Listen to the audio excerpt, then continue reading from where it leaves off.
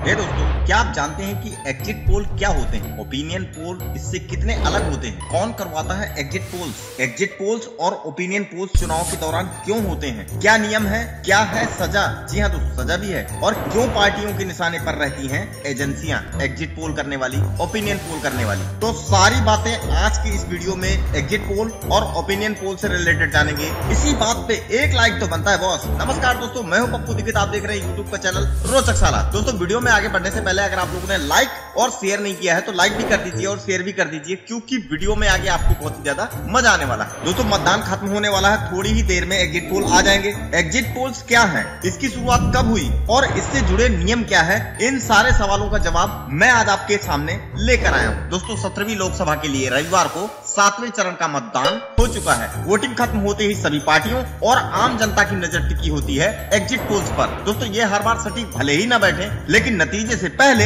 उनकी झांकी दिखाने का काम जरूर कर जाते हैं। तो दोस्तों, एग्जिट पोल्स क्या है, इसकी शुरुआत कब हुई, इससे जुड़े नियम क्या है, इन सारे सवालों का जवाब हम जल्दी से जान लेते हैं। आइए सबसे पहले जान लेते हैं कि क्या होते हैं एग्जिट पोल्स। दोस्तों, लगभग सभी बड़े चैनल्स विभिन्न एजेंसियों के साथ मिलकर आखिरी चरण का मतदान खत्म होते ही एग्जिट पोल्स दिखाती हैं। इसमें बताया जाता है कि नतीजे किसके पक्ष में होंगे और किस पार्टी को कितनी सीटें मिल सकती हैं। इनमें से एक मोटा मोटा अंदाजा हो जाता है कि क्या नतीजे आ सकते हैं। हालांकि यह कहना ठीक नहीं है कि चुनाव के नतीजे एग्जिट पोल्स के अनुसार ही आए। दोस्तों, भारत में सबसे पहले एग्जिट पोल 1960 में centre for study of developing societies यानी CSDS ने जारी किए थे। अब बात आती है कि कौन करवाता है एग्जिट पोल। दोस्तों, सबसे पहले यह जानते हैं कि एग्जिट पोल करने का तरीका क्या होता है। एग्जिट पोल के लिए तमाम एजेंसीज वोट डालने के तुरंत बाद वोटर्स से उनकी राय जानती हैं और उन्हीं रायों के आधार पर एग्जिट पोल के नतीजे तैयार किए जाते हैं। भारत में जहां चुनाव विकास से लेकर धर्म जाति जैसे मुद्दों पर लड़ा जाता है,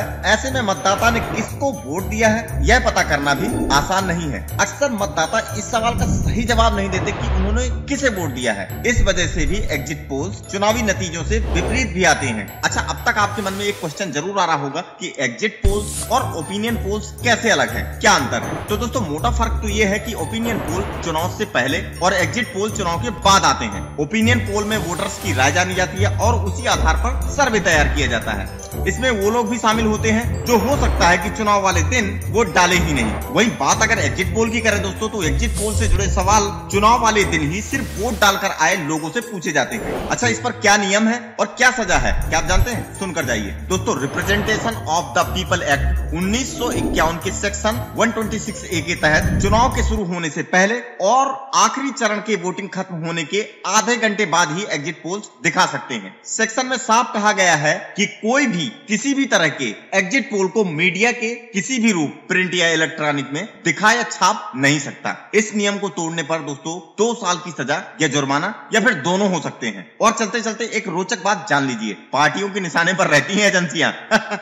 आलोचक और राजनीतिक पार्टियां अक्सर एग्जिट पोल करवाने वाली एजेंसियों को अपनी पसंद तरीके आदि के हिसाब से पक्षपात वाला बताती हैं। उनके पक्ष में न आने पर पार्टियां तो यह तक कहती हैं कि विरोधी दलों ने एग्जिट पोल एजेंसियों को इसके लिए पैसे देकर मतदाताओं की असल भावनाओं को छिपाया है। आई होप कि दोस्तों आज आप जान गए होंगे कि एग्जिट पोल, ओपिनियन पोल क्या है। उम्मीद है कि दोस्तों वीडियो पसंद आया होगा। पसंद आया हो तो लाइक और शेयर करिए। मन में कोई सवाल या सुझाव हो तो कमेंट करिए। और अगर अभी तक आप लोगों ने चैनल को सब्सक्राइब नहीं किया तो सब्सक्राइब कर लीजिए और बेल आइकन प्रेस कर लीजिए। तो मिलता हूं अगले और एक्साइटेड वीडियो में, तब तक के लिए बाय एंड टेक केयर। और हाँ दोस्तों, जाते जाते एक पोल हम भी रखते हैं, आप बताना जरूर नीचे मुझे कमेंट में कि इस बार प्रधानमंत्री कौन हो सकता है, राहुल गांधी, नरेंद्र मोदी या कोई और। एक कमेंट जरूर करके जाइएगा।